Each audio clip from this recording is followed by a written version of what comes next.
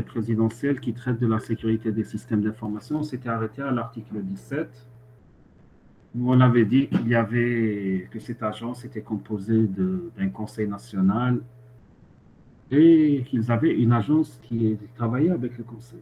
Donc on avait vu la dernière fois le conseil, on va essayer de voir rapidement l'agence. Alors l'agence, elle va faire quoi?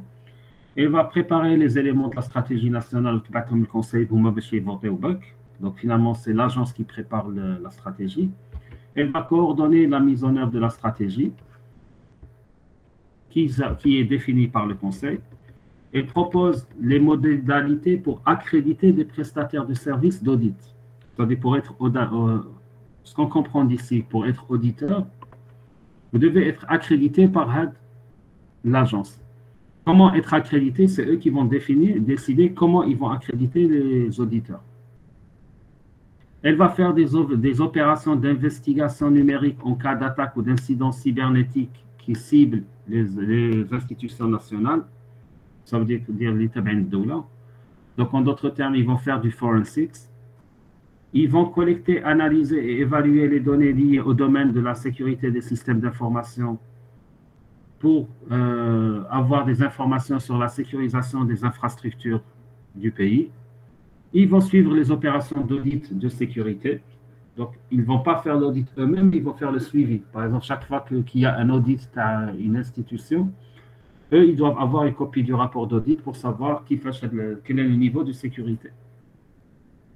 Ils vont conseiller et assister les administrations, les institutions et les organismes publics et privés pour la mise en place d'une stratégie de sécurité des systèmes d'information. Donc, ils sont là pour aider.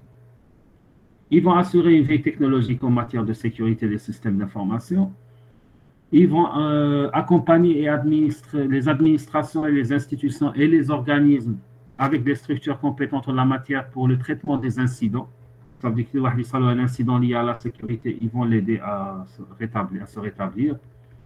Ils vont recenser les systèmes d'information et les soumettre au conseil pour approbation de leur classification. On avait dit au départ qu'il y aura une classification des systèmes d'information, quels sont les systèmes d'information critiques, quels sont les systèmes moins critiques, etc. Ils vont faire une cartographie des systèmes d'information classifiés. Ça veut dire qu'ils vont avoir une base de données dans laquelle il va y avoir la liste de tous les systèmes d'information avec leur niveau de sécurité, leur niveau de classification et autres. Ils vont proposer au Conseil des projets de loi et de décrets relatifs à la sécurité. Ils vont élaborer et actualiser les référentiels, les procédures, les guides relatifs à la sécurité du système d'information. Bon, pour le moment, il n'y a ni référentiel, ni guide, ni rien. Enfin, ils n'ont rien foutu. Ils vont homologuer et certifier les produits de sécurité des systèmes d'information. Homologuer et certifier des produits, ça veut dire quoi? Je ne sais pas si vous avez vu ce qui se fait à l'étranger. Pour utiliser dans certains pays, pour utiliser un produit relatif à la sécurité des systèmes d'information, il faut qu'il soit homologué par une agence nationale. L'agence, qu'est-ce qu'elle va vérifier? Elle vérifie deux choses. Bon, essentiellement deux choses. Il y a beaucoup de vérifications qui se font. Alors, la première chose qui est vérifiée, c'est est-ce que le produit fait réellement ce qu'il dit? Par exemple, si on parle d'un produit de chiffrement, est-ce qu'il chiffre réellement? ماشي راهم يتقعدوا بهم يعطيك un boîtier où عندك input, output. L'output, il est chiffré, mais pas conformément aux règles. Vous vous rappelez quand on a parlé de RSA? On a dit que RSA, par exemple, il y a plus d'une centaine de recommandations de sécurité à appliquer pour qu'il fonctionne de manière optimale. Est-ce que les 100 recommandations sont appliquées? Et ils doivent vérifier aussi qu'il ne contient pas une partie malveillante, dans le sens où est-ce qu'il ne contient pas une porte dérobée? Est-ce qu'il ne contient pas de spyware? Est-ce qu'il ne contient pas d'outils qui permettent son contrôle à distance, etc. En même temps, ils doivent homologuer les dispositifs de création et de vérification de la signature électronique. Ils doivent fixer les critères et les procédures de labellisation, de certification et d'accréditation conformément à la législation des prestataires de services de sécurité informatique. Alors, il faut savoir que dans d'autres pays, les gens qui travaillent dans le domaine de la sécurité, ils sont labellisés. Labellisés, ça veut dire quoi? Ça veut dire qu'ils sont vérifiés, contrôlés, ils ont un label qualité. Pour dire, par exemple, le prestataire, il fait un travail de qualité, il peut agir par exemple sur les systèmes critiques, il agit sur les systèmes de niveau de sécurité 1, sur le niveau 2, etc. Donc, ils ont essayé de reproduire le même système en Algérie. Alors, ils vont mener des activités de formation et de sensibilisation en relation avec la sécurité des systèmes d'information. Ils vont émettre des orientations quant aux formations destinées aux agents et les institutions publiques en matière de sécurité. Ça devrait être, ils vont mieux vous former sur ça, etc. Ils proposent des mesures de promotion, de recherche et de développement des solutions nationales en matière de sécurité. Ils proposent des projets d'accord et de coopération avec des pays étrangers. Et ils font des projets de partenariat en matière de sécurité des systèmes d'information, bien sûr, toujours avec l'approbation de leur conseil. Et ils vont promouvoir la culture de la sécurité des systèmes d'information. Ils vont élaborer des rapports périodiques et des bilans annuels de leurs activités. Et ils vont tenir à jour une cartographie des vulnérabilités des systèmes d'information au niveau national. Ça veut dire qu'est-ce qu'il y a comme vulnérabilité en Algérie. Ils doivent être au courant à temps réel. Et bien sûr, ils vont faire des événements, des manifestations à caractère scientifique, technique, qui sont liés à la sécurité des systèmes d'information. Quand on parle d'événements, ça veut dire des séminaires, des CTF, etc. Et bien sûr, ils ont le droit de requérir l'aide de n'importe quel organisme, institution ou opérateur doté qui a un système d'information, tout document ou information pour leur permettre de faire leur mission dans les meilleures conditions. Voilà un peu leur mission. Si vous voyez leur mission, c'est des missions assez complètes qu'on peut apparenter aux missions qu'on peut trouver au niveau de l'ANSA aux États-Unis ou bien au niveau de l'ANSSI en France ou bien au niveau de l'Agence fédérale allemande de la sécurité des systèmes d'information. Donc, c'est pratiquement les mêmes missions que vous allez retrouver un peu partout. Sauf que les autres ont comment dirais-je? Ils ont une certaine visibilité. Chez nous, il n'y a aucune visibilité. Si vous prenez par exemple la NSA, ils ont leur site web dans lequel vous allez trouver des formations, vous allez trouver des informations, la procédure d'accréditation, elle est claire, etc. En France, ça va être la même chose. En Algérie, ils n'ont pas encore de site web, mais elles ne marchent. On attend que ça les khadma.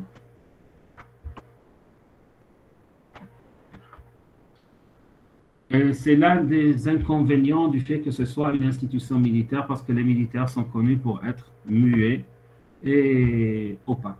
Si ce n'était pas une institution militaire qui avait pris l'Agence nationale de sécurité des systèmes d'information, il aurait eu beaucoup moins de problèmes et de mal à avoir son propre site web et à publier et à afficher les différentes procédures liées à son fonctionnement. Alors, bon, pour l'organisation et le fonctionnement, bon, ce n'est pas très important pour vous, parce que là, c'est beaucoup plus des détails administratifs qui décrivent leur fonctionnement.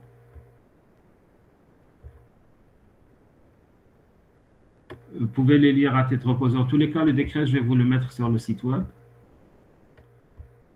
Par contre, ce qui est intéressant pour vous, c'est la partie disposition particulière et finale. Donc, dans cette partie... Alors, ce qui est intéressant pour vous, alors on commence par l'article 40. Les systèmes d'information de la Défense nationale sont exclus du champ d'application du présent décret. Donc, ministère de la Défense, tout ce qui est militaire, rappelle. Ils ont leur propre système de cyberdéfense. C'est pour ça que je vous ai dit, qu'on avait dit au début du cours, relatif à cette agence, que dans d'autres pays, ils ont deux agences. L'agence de cyberdéfense qui appartient aux militaires, qui gère les systèmes de défense, et l'agence de la sécurité des systèmes d'information, qui est une agence civile qui gère les systèmes d'information de l'État, à cause de cette aberration. Dans le cas algérien, nous avons une agence qui appartient au ministère de la Défense qui s'appelle l'Agence nationale de sécurité des systèmes d'information, mais qui n'a aucune autorité sur les systèmes du ministère de la Défense. Et en interne, ils ont leur agence de cyberdéfense qui gère les systèmes liés à la défense nationale. L'Algérie est l'un des rares pays qui applique un système pareil. Bref. Par contre, ce qui est intéressant pour vous, c'est l'article où on vous dit les institutions, les administrations, les organismes publics, les opérateurs privés, c'est-à-dire toute entreprise en Algérie, et doit obligatoirement désigner un responsable de sécurité des systèmes d'information. Ils ont un délai d'un an pour le faire. Donc, actuellement, vous ne trouverez pas une entreprise en Algérie qui n'a pas un responsable de la sécurité des systèmes d'information. Donc, c'est ce qui fait que,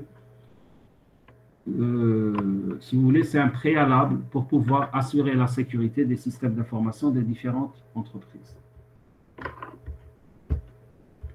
Bon, avec ça, on aura clôturé la partie qui traite de ce texte. Donc là, on va essayer de voir d'autres textes qui traitent de la sécurité des systèmes d'information. Donc, ce qu'on va essayer de voir, alors attendez, je vais vous ouvrir un autre document.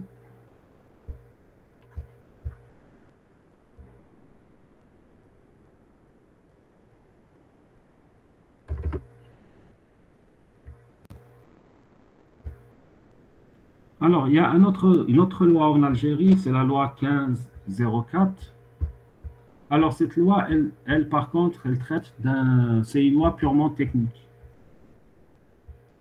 Alors, cette loi, elle traite de quoi? Elle traite de ce qu'on appelle la signature et la certification électronique. Alors, qui peut me dire c'est quoi une signature électronique? Et à quoi elle sert déjà?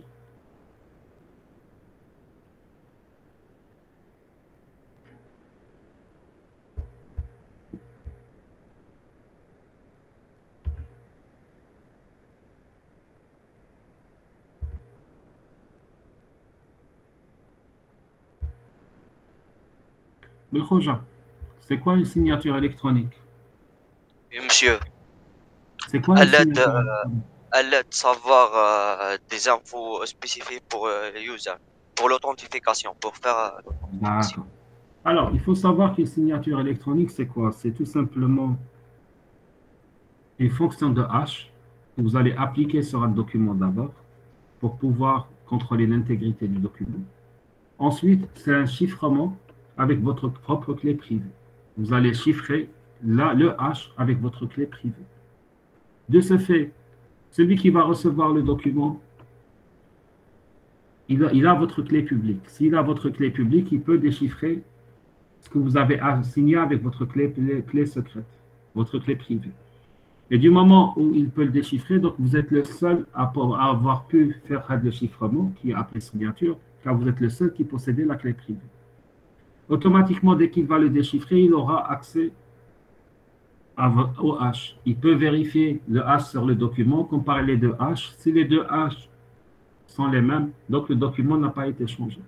Et là, il saura que vous avez validé ce document en apposant une signature et sur la totalité du document. Ce qui fait la force d'une signature électronique par rapport à une signature traditionnelle sur papier. Quand je signe un document sur papier, n'importe qui peut rajouter une ligne. Ma signature manuscrite ne va pas garantir l'intégrité du document, contrairement à cette signature électronique.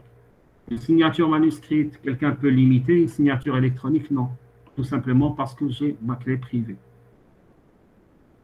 Donc, généralement, le principe de signature électronique est utilisé pour tout ce qui est transactions en ligne. Donc, dans différents pays, vous avez les gens qui font des transactions en ligne, que ce soit avec le gouvernement ou bien des transactions de commerce ou autres, dans lesquelles ils appliquent le principe de signature électronique. Donc, les pays sont plus ou moins avancés les uns par rapport aux autres par rapport à ce principe. Si je prends, par exemple, le cas de l'Estonie, qui est l'un des pays les plus avancés, toutes les transactions se font en ligne. Et elles se font exclusivement en ligne. En Estonie, vous pouvez acheter une maison par une transaction en ligne. Vous n'avez même pas besoin, par exemple, de vous déplacer pour faire n'importe quel type de transaction.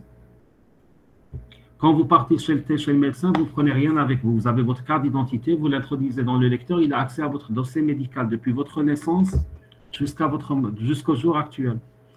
Quand vous faites des analyses, on ne vous remet pas les résultats. On va les mettre dans votre dossier médical. Et celui qui va vous les mettre va signer les analyses en tant que laboratoire, etc. Vous partez chez le pharmacien sans ordonnance. Vous introduisez uniquement votre carte d'identité dans un lecteur, il aura accès à l'ordonnance en cours pour vous donner vos médicaments.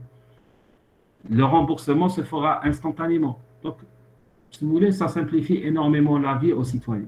Maintenant, pour authentifier toutes ces transactions, il faudra que chaque personne qui fait une transaction puisse la signer. La signer avec quoi? Avec sa carte d'identité. Pourquoi? Parce qu'il a sa paire de clés qui se trouve à l'intérieur de la carte d'identité. Voilà un exemple sur ce qu'on peut faire en utilisant la signature électronique. Ben, s'il perd sa carte, il va demander une autre carte, tout simplement. C'est comme vous actuellement. Imaginez que vous avez votre carte bancaire. Vous perdez votre carte bancaire, vous ne pouvez plus retirer de l'argent de votre compte. Vous allez demander une autre carte. Par contre, contrairement aux autres, il faut savoir que les cartes généralement d'identité, si je prends le cas de l'Estonie ou bien de la Corée ou n'importe quel autre pays, la carte est protégée par un code PIN, au moins un code PIN. Ça veut dire que quand quelqu'un va essayer de l'utiliser, il ne peut pas l'utiliser. Il doit saisir le code PIN. S'il se trompe plus de 3 fois, la carte est désactivée définitivement. Il faut savoir que ce type de technologie n'existe pas uniquement dans les pays occidentaux. Il existe même dans certains pays arabes tels que le Qatar, les Émirats, le Sultanat d'Oman, où ils sont arrivés à un niveau technologique tellement avancé qui nous dépasse actuellement de plusieurs décennies. Alors, ce projet de loi, qu'est-ce qu'il a pour objectif? Il a pour objectif de consacrer déjà, de donner une valeur à cette signature électronique. Pourquoi il va lui donner une valeur? Parce que déjà la signature manuscrite est consacrée dans le code civil. Donc le code civil algérien donne une valeur à la signature manuscrite en disant c'est une signature qui a une valeur qui est reconnue par un tribunal et reconnue par un juge. Or, la signature électronique avant en Algérie n'avait aucune valeur. Le tribunal, quand j'ai signé un document électronique, à l'instar de la signature manuscrite. Donc, ce projet de loi est venu déjà pour combler ce déficit. Donc, si on voit l'article 1er, il vous dit que le présent projet de loi a pour objet de fixer les règles générales relatives à la signature et à la certification électronique. Donc, il y a des définitions. On définit c'est quoi la signature électronique, c'est quoi un signataire, c'est quoi la donnée qui permet la création de la signature, c'est quoi le dispositif de création de la signature, c'est quoi les données qui permettent de vérifier la signature, c'est quoi le matériel qui permet de vérifier la signature ou bien de la créer, c'est quoi un certificat électronique, c'est quoi une clé privée, c'est quoi une clé publique, c'est quoi une autorisation, un tiers de confiance, un prestataire de service, etc. Donc, il définit en quelque sorte les différents acteurs qui peuvent rentrer en jeu dans cette, si vous voulez, sphère de certification électronique. Ensuite, il définit certains principes. Déjà, le premier principe qu'ils ont défini, nul n'est contraint d'accomplir un acte juridique signé électroniquement. Ça veut dire, pourquoi est-ce qu'ils ont rajouté ça? On sait pertinemment que l'Algérie est un grand pays. On n'a pas Internet partout. Les débits, c'est une catastrophe. Les gens n'ont pas accès aux technologies. Les gens ont remarqué qu'il y a eu certains abus. Abus, par exemple, ou certaines administrations, où du jour au lendemain, tout se fait de manière électronique. J'accepte plus les dossiers papier. Malheureusement, en Algérie, beaucoup de gens n'ont ni PC, ni accès aux technologies. Ils n'ont pas de connaissances numériques. Donc, ça va pénaliser une grande partie de la société. D'où l'article qui dit on ne peut pas obliger les gens à faire les choses de manière électronique. On doit toujours leur laisser le choix de le faire soit sur papier, soit de manière électronique. Ensuite, l'article 4 dit le document signé électroniquement est conservé dans sa... Alors là, il parle de comment on conserve les documents signés électroniquement. Donc, le document doit être conservé dans la forme d'origine. Ensuite, il vous renvoie vers un décret. Donc, il y a un décret, vous pouvez le chercher si vous voulez. On ne va pas le voir encore parce que sinon, on n'aura pas le temps. Comment est-ce qu'on conserve un document signé électroniquement? Donc, comment est-ce qu'il doit être conservé, sous quelle forme, etc. Ensuite, l'article 5, il vous dit toutes les données et informations à caractère personnel. Là, c'est pour la protection de la vie privée. Ça veut dire toutes les données. Il faut savoir que lorsqu'on vous donne une clé de chiffrement, bien une clé de signature, on prend certaines de vos données personnelles là, qui sont définies dans ce texte. Donc là, on dit que les données personnelles doivent être protégées et doivent être hébergées en Algérie. Ça veut dire que le prestataire ne peut pas les héberger, par exemple, dans un cloud qui se trouve aux États-Unis ou bien en Italie ou ailleurs.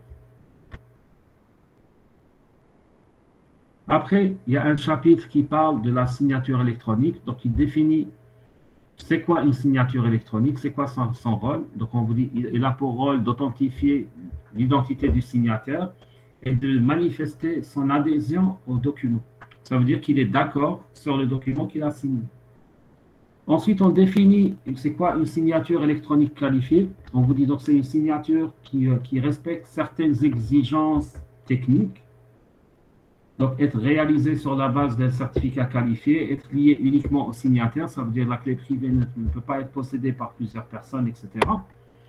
Ensuite,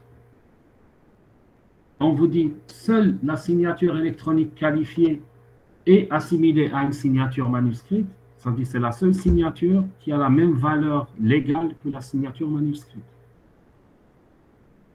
Ensuite, on définit c'est quoi le dispositif de création et de vérification d'une signature. Donc, le dispositif est détaillé, si vous remarquez. Bon, là, on ne va pas lire ligne par ligne. Vous pouvez le lire si vous voulez par la suite pour avoir tous les détails techniques. Ensuite, on définit c'est quoi le certificat électronique qualifié. Donc, ils définissent toutes les caractéristiques.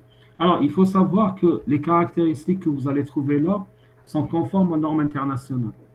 Donc, si vous sont conformes aux normes ISO qui définissent le certificat qualifié, sont conformes aussi à la directive européenne qui définit c'est quoi le certificat qualifié.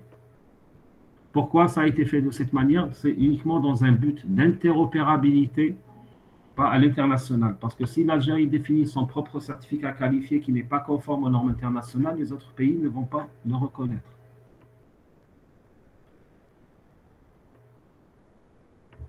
Oui, la date d'expiration doit figurer sur tout type de certificat de type X509. Alors, là, quand je parle, c'est quoi un certificat qualifié? Alors, déjà, la première condition, c'est être délivré par un tiers de confiance ou un prestataire conformément à la politique de certification approuvée. Ça veut dire qu'il doit y avoir déjà une politique de certification nationale. Et il doit agir conformément à cette politique. Si je prends une deuxième condition, l'identité du prestataire doit figurer sur le certificat. Si vous remarquez, je ne sais pas si vous avez déjà utilisé les certificats X509 version 3, vous avez un champ qui s'appelle Issuer. Alors, ça vous permet... Alors, ce champ va utiliser une certaine syntaxe. Alors, la syntaxe est une syntaxe internationale dans laquelle il va y avoir un langage ASN qui est utilisé. Dans ce langage ASN, donc on définit l'identité du prestataire, on définit l'identité du pays dans lequel il a été établi.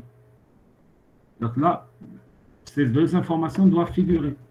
Il doit y avoir le nom du signataire ou un pseudonyme qui permet de l'identifier sur le certificat. On peut mettre aussi sa qualité. Si c'est un certificat professionnel, vous aurez par exemple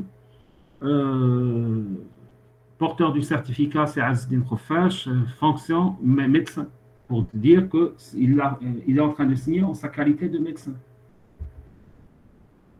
Alors, il doit contenir les données de vérification. Par exemple, ça veut dire la clé publique doit être embarquée dans le certificat. Les dates de fin, date de délivrance et date d'expiration, etc. Donc, toutes ces informations doivent figurer dans le certificat pour qu'il soit considéré comme certificat qualifié. Dans le cas d'un certificat utilisé dans les domaines bancaires, c'est la limitation de la valeur de transaction. C'est ce qui fait, par exemple, alors, je ne sais pas si vous... Ah, ce n'était pas avec vous, c'était avec les M2. On avait parlé des différents types de cartes bancaires. Donc, vous avez, par exemple, la carte Silver, la carte Gold, etc., où chacune est plafonnée. Par exemple, avec une carte, vous ne pouvez pas retirer, par exemple, plus de 50 000 dinars. La limitation, elle est où? Elle est dans le certificat qui est dans la carte. C'est le certificat électronique qui définit ce plafond. Ça veut dire que s'ils vont vous changer de plafond, il va falloir qu'ils modifient l'information dans le certificat.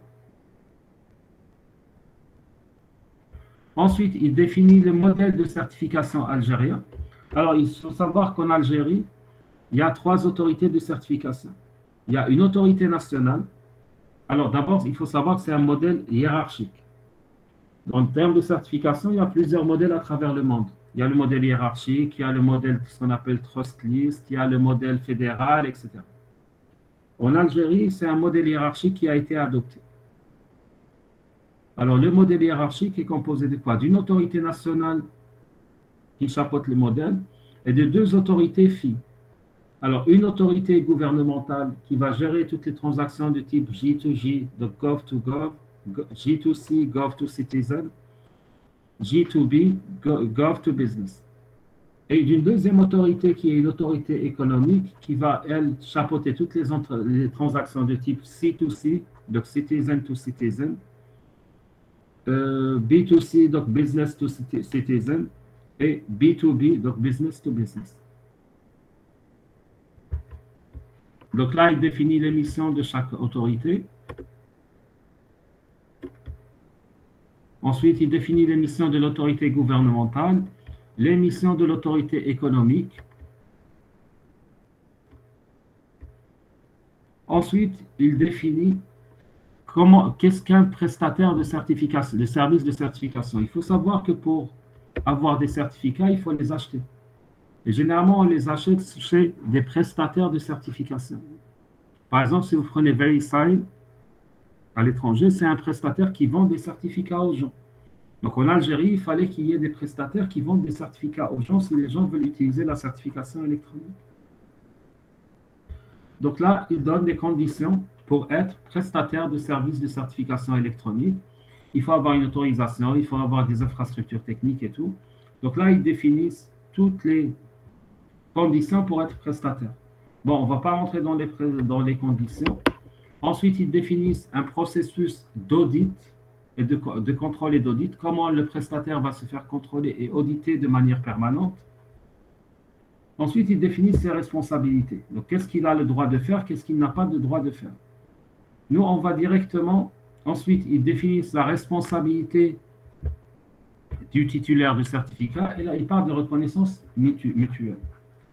Donc là, nous, on va partir directement vers la partie qui nous intéresse dans ce module, c'est la partie sanctions pécuniaires et administratives. Alors, il faut savoir que que ce soit le prestataire ou le citoyen sont tenus à certains engagements. S'ils ne les respectent pas, ils sont punis par la loi. Si je prends par exemple à ce niveau-là, donc l'article 64, il s'adresse aux prestataires de services de certification. Et là, qu'est-ce qu'il vous dit? Lorsque le prestataire ne respecte pas les dispositions de son cahier des charges, parce qu'il a un cahier des charges qui va régir sa mission, ou lorsqu'il ne respecte pas la politique de certification, là, il va avoir une sanction pécuniaire, donc il paye une amende qui va de 200 000 à 5 millions de dinars. Et il risque des peines de prison allant de 8 jours à, il aura une mise en demeure. S'il ne respecte pas la mise en demeure, on peut lui retirer son autorisation, donc il peut fermer. Maintenant, il y a des dispositions pénales. Alors, pour les dispositions pénales, qu'est-ce qu'on vous dit? Est puni d'un emprisonnement de 3 mois à 3 ans et d'une amende de 20 000 à 200 000 dinars, toute personne qui va utiliser une fausse déclaration pour obtenir un certificat électronique qualifié. Donc là, ils vont assimiler ça à la fausse déclaration pour avoir une carte d'identité. Pourquoi? Parce que tout simplement, votre certificat électronique, c'est votre identifiant sur Internet. Donc ça revient à parler de carte d'identité. Ensuite, ils ont défini une deuxième sanction qui est de 2 mois à 1 année de prison et une amende de 200 000 à 1 million de dinars pour tout prestataire qui n'informe pas l'autorité économique de l'arrêt de son activité. C'est-à-dire un prestataire qui arrête du jour au lendemain sans informer l'autorité. Pourquoi? Parce que quand on parle de ce type de service, il y a ce qu'on appelle un service continu. Il y a pas pourquoi? Parce qu'il y a ce qu'on appelle la liste de révocation qui doit être publiée en permanence. Il y a l'annuaire du certificat qui doit être publié en permanence. Donc, c'est des informations qui doivent être toujours tenues à jour. Il y a aussi une autre peine qui est de 1 million à 5 millions de dinars et de 3 mois à 3 ans de prison pour toute personne qui va divulguer des informations de création de signature à une autre personne. Ça veut dire si vous divulguez la clé privée de quelqu'un d'autre. Alors, chaque infraction a, si vous remarquez, des peines différentes. Donc là, on va citer uniquement les infractions. Donc, toute personne qui va manquer à l'obligation d'identification du demandeur de certificat, Ça veut dire si un prestataire vous donne un certificat sans identifier la personne, donc sans récupérer son identité réelle. Alors, tout prestataire qui ne se conforme pas aux obligations de l'article 42, donc l'article 42 de quoi il parle?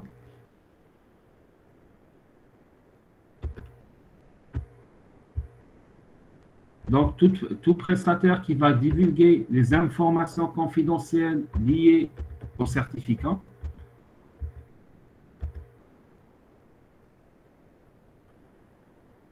on a aussi une autre peine pour tout prestataire qui lui, par contre, va recueillir des données personnelles supplémentaires, parce que pourquoi? Il y a les données nécessaires à la confection du certificat. Maintenant, un prestataire peut recueillir d'autres données dans le but de les revendre. Donc là, c'est une activité qui est punie par la loi. Maintenant, toute personne qui fournit des services de certification sans avoir une autorisation préalable, elle aussi peut avoir 1 an à 3 ans de prison.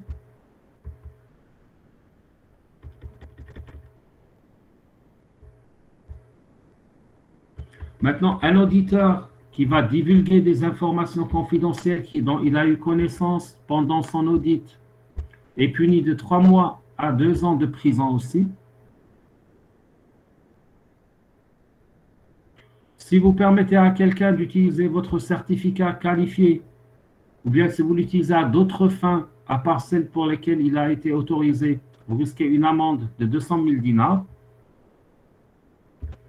Bon, toujours si c'est une entreprise qui a fait l'infraction, elle aura 5 fois cette sanction.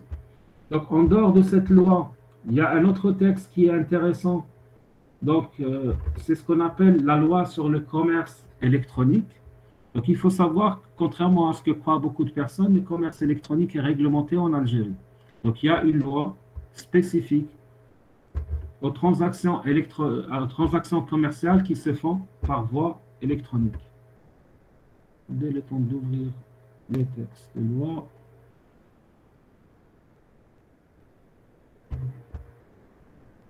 Alors, il faut savoir qu'en 2018, pardon, il y a eu une loi relative au commerce électronique. Alors, cette loi, qu'est-ce qu'elle fait?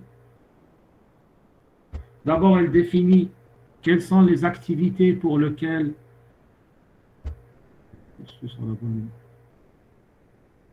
Ah non, je me suis trompé de loi, pardon.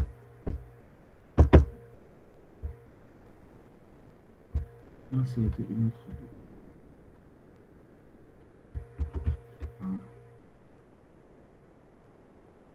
Alors, la loi, qu'est-ce qu'elle fait? D'abord, elle définit quel est le champ d'application de cette loi. Sur qui elle s'applique. Là, on vous dit la loi s'applique dans le cas où l'une des deux parties est algérienne. C'est-à-dire, si vous êtes algérien, même si vous faites du commerce avec un étranger, la loi peut s'appliquer sur vous. Si vous résidez en Algérie, si vous êtes une entreprise de droit algérien, ou bien si le contrat est conclu en Algérie. Ensuite, elle définit quels sont les domaines dans lesquels on peut faire du commerce électronique. Donc, on vous dit, voilà les domaines sur lesquels c'est interdit de faire du commerce électronique. D'abord, les jeux de hasard. On ne peut pas vendre de l'alcool ni de la cigarette en ligne. On ne peut pas vendre des produits pharmaceutiques en ligne. On ne peut pas faire du plagiat en ligne. On ne peut pas vendre ce qui est interdit en ligne. On ne peut pas vendre tout ce qui requiert un acte authentique, ça veut dire on ne peut pas vendre une maison en ligne. Ensuite,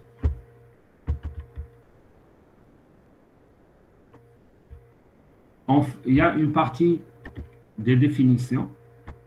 Ensuite, ils définissent c'est quoi les pratiques de commerce électronique. Ça veut dire là, ils autorisent les gens à acheter à partir de l'étranger en ligne et on vous autorise à vendre vers des pays étrangers en ligne. Ensuite, on définit les conditions pour être vendeur en ligne. Ça veut dire qui peut faire de la vente en ligne. Et vous devez avoir un enregistrement au niveau, par exemple, du CNRC, donc du registre de commerce. Vous devez avoir un site web hébergé en Algérie avec l'extension .com.dz. Ensuite, quelles sont les exigences? Ils définissent les exigences pour qu'une transaction électronique soit valide en tant que vente pour la vente en ligne. On vous donne même les conditions du site web, comment doit être présentée la marchandise. Donc là, vous remarquez que c'est quand même très détaillé, comme quoi il doit y avoir un contrat électronique qui définit les modalités de livraison, les garanties, le service après-vente, etc. Donc tout ça est défini de manière très claire dans la loi. Ensuite, on donne les obligations du consommateur. On donne les responsabilités du e-fournisseur, donc les responsabilités du vendeur. Comme quoi il doit avoir donné une marchandise conforme, etc. Ensuite, on définit comment doit se faire le paiement, comme quoi il peut se faire en ligne, comme il peut se faire en cash, etc. On parle de la publicité en ligne, comment sont contrôlés les fournisseurs, et on parle des infractions. Donc même là, vous avez une partie qui parle des infractions. Donc, tous les problèmes qu'il y a actuellement en matière de e-commerce en Algérie à travers les sites qui escroquent les gens, bien les sites qui prennent de l'argent qui ne remboursent pas par la suite, ou bien qui ne livrent pas. Les gens ont la possibilité de déposer des plaintes conformément à cette loi. Seulement si les gens se font arnaquer à chaque fois, c'est parce que les gens ne connaissent pas la loi. Les gens ne savent pas qu'une loi existe, ne savent pas qu'ils peuvent aller déposer plainte, ne savent pas qu'ils ont des droits qu'ils peuvent imposer. Je vous donne un exemple très simple. Souvent sur les réseaux sociaux, je lis quelqu'un qui va vous dire, voilà, moi j'ai commandé tel produit de telle taille, on m'a livré une taille inférieure ou bien un produit qui ne ressemble pas et le marchand ne veut pas récupérer sa marchandise. Et la personne trouve que je ne sais pas quoi faire, elle est sur un chat ou bien ailleurs, et la personne ne veut pas me rembourser. Les gens ne connaissent pas la loi, parce que conformément à cette loi, l'article 23, qu'est-ce qu'il dit? Le fournisseur doit reprendre sa marchandise en cas de délivrance d'un produit non conforme à la commande, ou dans le cas d'un produit défectueux. S'il refuse, si vous partez vers la partie sanction, vous allez voir que si le marchand refuse, tout simplement, il risque de payer des amendes, il est obligé de reprendre le produit à ses frais, etc. Il suffit que la personne aille déposer plainte. Or, le fait que les gens ignorent leurs droits, ignorent beaucoup de choses relatives à leur environnement, fait qu'à chaque fois, si vous voulez, à chaque fois, ils se retrouvent lésés dans leurs droits et arnaqués. Il y a eu beaucoup de cas en Algérie où des gens ont déposé des plaintes, que ce soit contre Jomiaka par exemple, carrément, où les gens ont pu récupérer leurs droits avec dommages et intérêts dans des temps records. Mais seulement le fait que les gens soient, mais à ces droits, soit ils disent ah ça va prendre du temps, etc.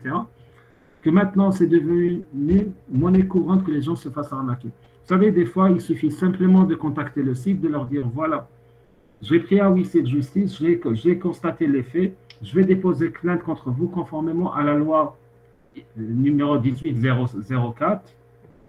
Conformément à l'article 23, vous êtes dans l'obligation. Je vous donne un délai de 24 heures avant de déposer ma plainte. Et croyez-moi, le site va vous contacter le jour même et ils vont même vous donner des cadeaux pour éviter le scandale. Parce qu'ils constatent qu'ils ont affaire à quelqu'un qui connaît la loi et qu'ils risquent gros avec lui, donc ils ont peur. Mais par contre, quand tu battes etc., je vous assure qu'ils vont vous arnaquer bien comme il faut, mais répondez-vous que je n'aime pas. C'est pour cela qu'on vous dit connaître la loi vous permet de garantir vos droits. L'ignorance n'a jamais été une excuse pour les gens. Dites-moi, est-ce que vous avez des questions jusqu'à maintenant? Ou bien est-ce qu'on peut avancer?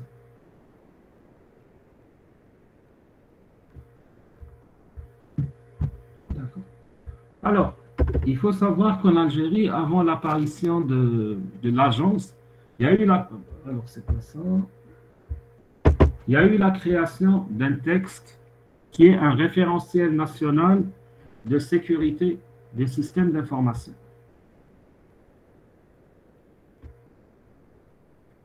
Alors, il faut savoir que Ce document est apparu en 2019, donc avant l'apparition de l'agence.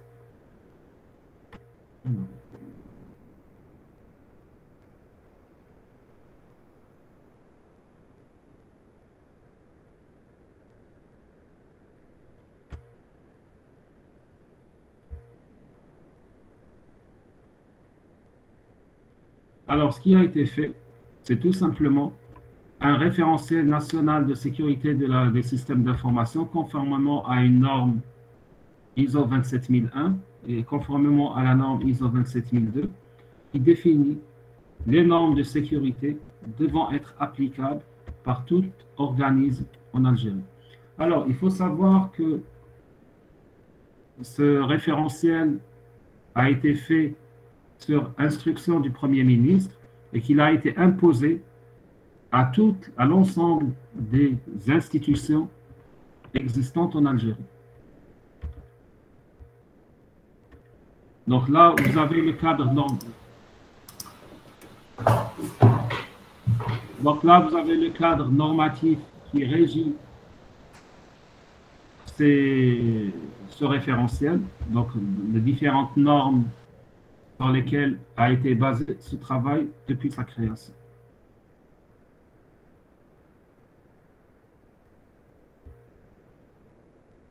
Ainsi que l'ensemble des lois qui ont permis sa mise en place.